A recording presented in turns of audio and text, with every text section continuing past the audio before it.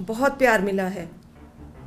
पिछले जन्म में ज़रूर मैंने बहुत पुण्य किए होंगे जो मैं भारत जैसे महान देश में पैदा हुआ। हमें मिलकर फिर से भारत को महान बनाना है, दुनिया का सबसे शक्तिशाली और नंबर 1 देश बनाना है। भारत के अंदर और बाहर ढेरों ऐसी शक्तियां हैं जो भारत को कमज़ोर कर रही हैं। हमें सचेत रहकर इन शक्तियों को पहचानना है। इन शक्तियों नमस्कार, SPN9 न्यूज में आपका स्वागत है। मैं हूं आपके साथ दिनेश कुमार। दिल्ली शराब नीति मामला आम आदमी पार्टी के लिए गले की फांस बनकर सामने आया है। 2024 के लोकसभा चुनाव से ठीक पहले दिल्ली के मुख्यमंत्री और आम आदमी पार्टी के संयोजक अरविंद केजरीवाल को ईडी ने उनके सरकारी आवास से गिरफ्तार कर लिया है। आपको बता दें कि इससे पहले आम आदमी पार्टी के नेता संजय सिंह और मनीष सिसोदिया को भी शराब नीति मामले में गिरफ्तार किया गया था। 1 साल बीत चुका है। मनीष सिसोदिया जो कि दिल्ली के डिप्टी सीएम है, पूर्व शिक्षा मंत्री और उससे पहले शराब नीति मामले में आबकारी मंत्री भी वही थे। 2020 में शराब नीति मामले में जहां पर कानूनों में कुछ परिवर्तन किया गया, उसके बाद ईडी ने इस मामले की जांच शुरू की। रांची के जोनल अफसर अनिल राज को इस मामले की जांच करने के लिए मुख्य जांच अधिकारी बनाया गया। लेकिन जिस तरीके से ईडी ने पिछले दिनों अरविंद केजरीवाल के खिलाफ जो मुकदमा दर्ज किया, उसमें लगातार उनको एक के बाद एक समन भेजती गई ईडी और 10 समन भेजने के बाद गिरफ्तार कर लिया। आम आदमी पार्टी इस गिरफ्तारी को अवैध और गैर संवैधानिक बता रही है। कहा जा रहा है कि अरविंद केजरीवाल को षड्यंत्र में फंसाया गया है। आपको बता दें कि आम आदमी पार्टी की इस वक्त दिल्ली और पंजाब 2 जगह पर सरकार है, लेकिन दिल्ली में मुख्यमंत्री की कुर्सी छिटकती हुई नजर आ रही है। आपको बता दें कि जिस तरीके से राष्ट्रपति शासन को लगाने की बात की जा रही है, दिल्ली में भारतीय जनता पार्टी अरविंद केजरीवाल से इस्तीफे की मांग कर रही है।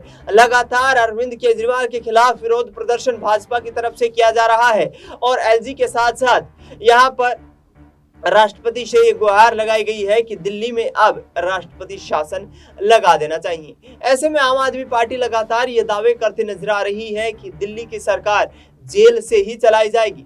आपको बता दें कि पिछले दिनों जिस तरीके से अरविंद केजरीवाल की पत्नी सुनीता केजरीवाल ने एक भावुक संदेश दिया, उन्होंने कहा कि अरविंद केजरीवाल के जीवन का एक एक पल देशभक्ति और देश सेवा के लिए बना है। उन्होंने एक सरकारी अधिकारी रहते हुए भी देश की सेवा की और उसके बाद राजनीति में आने के बाद भी लगातार देश के लोगों की सेवा करने में जुटे रहे। आपको बता दें कि इससे दिल्ली शराब नीति मामले में जिस तरीके से पिछले साल मनीष सिसोदिया को गिरफ्तार किया गया था, उसके बाद अक्टूबर के महीने में संजय सिंह जो कि राज्यसभा के सांसद हैं, उनको गिरफ्तार कर लिया गया और अब अरविंद केजरीवाल को गिरफ्तार किया गया। अरविंद केजरीवाल को गिरफ्तार किए जाने के बाद लगातार इन चर्चाओं ने जोर पकड़ा कि अब आम आदमी पार्टी का क्या होगा। सुप्रीम कोर्ट और दिल्ली हाई कोर्ट में तमाम जगह पर अरविंद केजरीवाल की गिरफ्तारी के खिलाफ उनके वकील लगातार अपील करते नजर आ रहे हैं, याचिकाएं दाखिल करते नजर आ रहे हैं, लेकिन उम्मीद की किरण जो जमानत की है वो दिखाई नहीं दे रही है।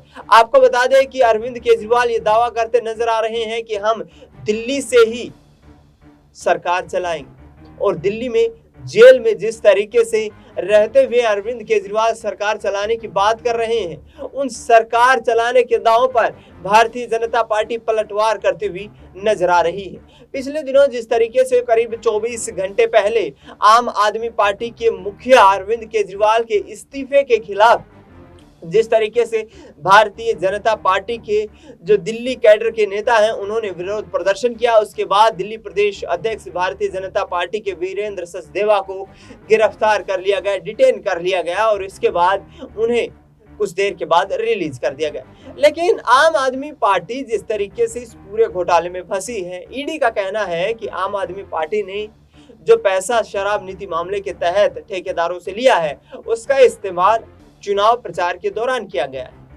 इसके साथ साथ केंद्रीय मंत्री स्मृति ईरानी ने भी ये आरोप लगाया अरविंद केजरीवाल के ऊपर कि अरविंद केजरीवाल जो अपने आप को एक पाक साफ नेता बताने की कोशिश करते रहे हैं, उन्होंने जिस तरीके से इस पूरे घटनाक्रम को अंजाम दिया है, अब कहीं ना कहीं वो अरविंद केजरीवाल के खिलाफ जिस तरीके से आग उगलती हुई नजर आ रही है। उनका कहना है कि चुनाव के लिए ये शराब नीति मामला जो था इसको सामने लाया गया, इसके कानूनों में बदलाव किया गया ताकि शराब माफियाओं को बढ़ावा मिल सके और सरकार को ज्यादा से ज्यादा इसका फायदा हो सके।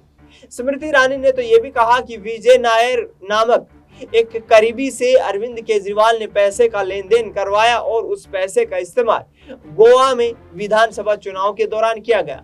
इसके साथ आपको बता दें कि कनाडा में बैठे खालिस्तानी आतंकी गुरपतवंत सिंह पन्नू ने पंजाब में हुए विधानसभा चुनाव को लेकर अरविंद केजरीवाल पर बड़ा आरोप लगाया है। उन्होंने कहा है कि आम आदमी पार्टी ने खालिस्तानियों के समर्थित तमाम नेताओं से 133 करोड़ रुपए का पंजाब में विधानसभा चुनाव के दौरान इस्तेमाल किया है और ऐसे में आम आदमी पार्टी की पंजाब में सरकार बनने के बाद वहां पर खालिस्तानी गतिविधियां ज्यादा हो गई हैं। गुरपतवंत सिंह पन्नू ने जिस तरीके से आरोप लगाया है उसके बाद अब अरविंद केजरीवाल पर शक का दायरा और ज्यादा बढ़ता हुआ नजर आ रहा है। ईडी के खिलाफ जिस तरीके से अरविंद केजरीवाल के वकील लगातार सुप्रीम कोर्ट में याचिकाएं लगा रहे हैं और कह रहे हैं कि अरविंद केजरीवाल की गिरफ्तारी गैर संवैधानिक है, वहीं अब गुरपतवंत सिंह पन्नू के आरोपों के बाद अरविंद केजरीवाल पर जांच की आंच और भी सामने आने वाली है। ऐसे में सुनीता केजरीवाल को क्या पावर ट्रांसफर अधिकार अधिनियम के तहत वो मुख्यमंत्री बनाएंगे या फिर सुनीता केजरीवाल को दिल्ली में आम आदमी पार्टी के पास जो बहुमत है उसके आधार पर विधायक दल की नेता चुन लिया जाएगा। उसके बाद 6 महीने के दौरान सुनीता केजरीवाल को चुनाव लड़ना होगा और 2024 के लोकसभा चुनाव के बाद जिस तरीके से 2025 में दिल्ली में विधानसभा चुनाव है उस वक्त तक आम आदमी पार्टी को यदि दिल्ली में अपनी सरकार को बचाए रखना है तो वहां पर अरविंद केजरीवाल की पत्नी सुनीता केजरीवाल ये कारोबार संभालती हुई नजर आ सकती। लेकिन जिस तरीके से इस पूरे षड्यंत्र में कहीं ना कहीं अरविंद केजरीवाल जो बता रहे हैं कि उनको फंसाया गया है, ये अब सीबीआई की एंट्री भी होती हुई इसमें नजर आ रही है। आपको बता दें कि दिल्ली हाई कोर्ट से अरविंद केजरीवाल को लगातार राहत दिलवाने की बात की जा रही है, लेकिन सीबीआई भी उनको अब न्यायिक हिरासत में लेना चाहती है और सीबीआई ने कहा है कि अरविंद केजरीवाल के खिलाफ अन्य मामलों में भी कई जो याचिकाएं हैं वो इस वक्त जांच के दायरे में हैं और सीबीआई न्यायिक हिरासत में लेकर के उनसे पूछताछ करना चाहती है। यानी कि लोकसभा चुनाव से पहले अरविंद केजरीवाल की जो मुश्किलें हैं वो कम होने का नाम लेती नहीं नजर आ रही हैं और अब देखना ये होगा कि इंडिया गठबंधन में शामिल आम आदमी पार्टी किस तरीके से सीट शेयरिंग के मुद्दे पर और तमाम उन राजनीतिक मुद्दों पर जो लोकसभा चुनाव में बड़ी पार्टी बनने का सपना देखते रही है, क्या आगामी वक्त में उस पूरे घटनाक्रम पर अपने आप को महफूज कर पाएगी। क्या इंडिया गठबंधन के साथ मिलकर के आम आदमी पार्टी कोई चुनावी परचम लहरा पाएगी, इस पर सबकी नजरें बनी हुई है। फिलहाल इस खबर में इतना है।